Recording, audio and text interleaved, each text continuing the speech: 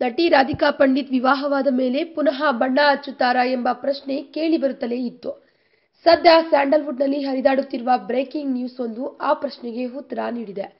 ರಾಧಿಕಾ ಪಂಡಿತ್ ಅಭಿನಯದ ಹೊಸ ಚಿತ್ರವೊಂದು ಸೆಟ್ಟೇರಲಿದ್ದು, ಅವರೆದುರು ನಾಯಕನಾಗಿ ರಂಗಿತರಂಗ ಖ್ಯಾತಿಯ ನಿರೂಪ್ ಭಂಡಾರಿ ಕಾಣಿಸಿಕೊಳ್ಳಲಿದ್ದಾರಂತೆ.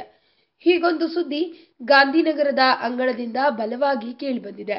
ಈ ಚಿತ್ರಕ್ಕೆ ರಾಕ್ ಲೈನ್ ವೆಂಕಟೇಶ್ ಬಂಡವಾಳ ಹೂಡಲಿದ್ದಾರಂತೆ.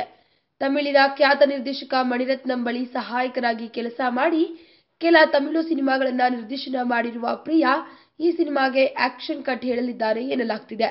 ಇನ್ನು ರಾಕ್ ಲೈನ್ ವೆಂಕಟೇಶ್ ಅವರು ರಾಧಿಕಾ ನಿರೂಪ್ ಕಾಂಬಿನೇಷನ್ನ ಸಿನಿಮಾ ನಿರ್ಮಾಣ ಮಾಡಲಿದ್ದಾರೆ ಎಂದು ಹೇಳಲಾಗ್ತಿದೆ. ಅತ್ತ ನಿರೂಪ್ ಭಂಡಾರಿ ಕೂಡ ರಾಜರಥ ಸಿನಿಮಾದಲ್ಲಿ ಬ್ಯುಸಿಯಾಗಿದ್ದಾರೆ.